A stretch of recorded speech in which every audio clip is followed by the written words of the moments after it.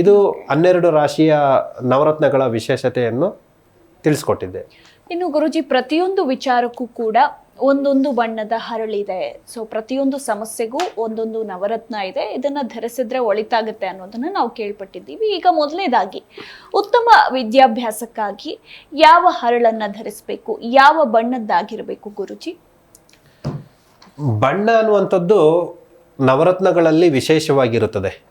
12 ರಾಶಿಗೆ ಸಂಬಂಧಪಡುವಂಥದ್ದಲ್ಲ. ಪ್ರತಿಯೊಂದು ವ್ಯವಹಾರಕ್ಕೂ, ಒಂದು ಉದ್ಯೋಗಕ್ಕೂ, ಒಂದು ಎಜುಕೇಷನ್ಗೂ 108 ಹರಳುಗಳಲ್ಲಿ ಒಂದೊಂದು ವಿಧಕ್ಕೂ ಕೂಡ ಒಂದೊಂದು ಕಲರ್ಗೂ ಒಂದೊಂದು ಎನರ್ಜಿ ಶಕ್ತಿ ಅನ್ನುವಂಥದ್ದು ಇರುತ್ತೆ.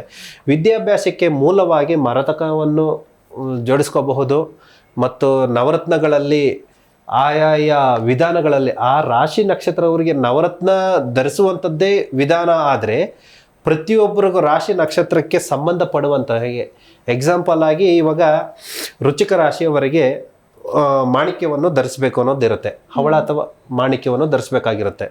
ಈ ನವರತ್ನವನ್ನು ಧರಿಸಿದಾಗ ಮಧ್ಯದಲ್ಲಿ ಏನಿರುತ್ತೋ ಮಧ್ಯದಲ್ಲಿ ಆ ಸ್ವಯಂ ಯಾವ ರಾಶಿಯವರು ಯಾವ ನಕ್ಷತ್ರದವರಿಗೆ ಸಂಬಂಧಪಡುತ್ತೋ ಅದನ್ನು ಧರಿಸಿ ಅವರು ಮಾಡಿದಾಗ, ಆ ನವರತ್ನವನ್ನು ಧರಿಸಿದಾಗ ಅವರು ಯಾವ ಕೆಲಸಕ್ಕೆ ಅಂತಂದರೆ ಎಜುಕೇಷನ್ಗೆ ಇರ್ಬೋದು ಅಥವಾ ಅವರು ಒಂದು ಏನಾದರೂ ಒಂದು ಲೈಫಲ್ಲಿ ಅಚೀವ್ಮೆಂಟ್ ಮಾಡ್ಕೋಬೇಕು ಅನ್ನುವಂಥದ್ದು ಇರುವಂಥದ್ದು, ಒಂದು ಗೋಲ್ ಅನ್ನುವಂಥದ್ದು ಇರುತ್ತೆ, ಅದನ್ನು ಸಕ್ಸಸ್ ಅಂತದ್ದು ಕಾಣಬೇಕು ಅನ್ನುವಂಥದ್ದು ಬಂದಾಗ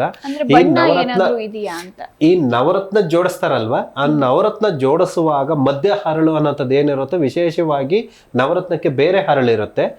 ನಕ್ಷತ್ರಕ್ಕೆ ಸಂಬಂಧಪಟ್ಟಂಗೆ ಆಯಾ ನಕ್ಷತ್ರದವರು ಆ ನವಗ್ರಹಗಳ ಮಧ್ಯದಲ್ಲಿ ಆ ನಕ್ಷತ್ರದ ಅರಳನ್ನು ಧರಿಸಿದಾಗ ಅವರಿಗೆ ವಿಶೇಷವಾಗಿ ಆ ಕೆಲಸ ಕಾರ್ಯಗಳಿಗೆ ಸಕ್ಸಸ್ ಅನ್ನುವಂಥದ್ದು ಕಂಡುಕೋಬಹುದು.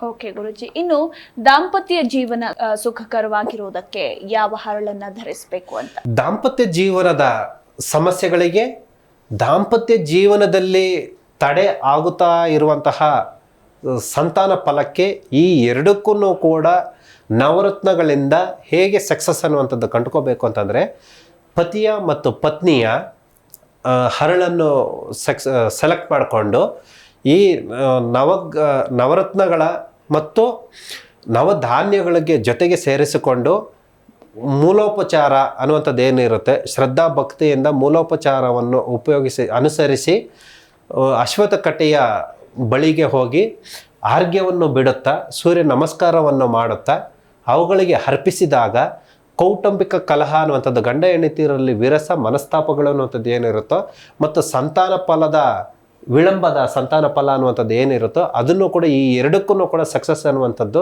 ಗಂಡ ಮತ್ತು ಹೆಂಡತಿಯ ನವರತ್ನಗಳನ್ನು ಉಪಯೋಗಿಸಿಕೊಂಡು ಅದಕ್ಕೆ ತಕ್ಕಂತೆ ಪರಿಹಾರ ಅನ್ನುವಂಥದ್ದು ಕಂಡುಕೊಳ್ಳಬಹುದು.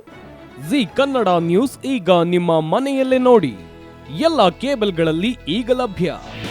ನಿಮ್ಮ ನೆಚ್ಚಿನ ಜಿ ಕನ್ನಡ ನ್ಯೂಸ್ ಈಗ ಸನ್ ಡೈರೆಕ್ಟ್ ನಲ್ಲಿ number 292, Tata play number 1664, Jio TV number 1334, NXT digital number 30, in cable number 30, city networks 51, U digital number 162, GTPL number 17, Rockline telecommunications number 42, Shri Basaveshwara cable number 168, rural cable network 60, Vinayaka digital 57, Abhishek cable 821, city channel 53, Siddeshwara cable network 57, ವಿ4 digital infotech 628, Surya digital networks 53, Gajanan digital number 836, Malnad infotech private limited number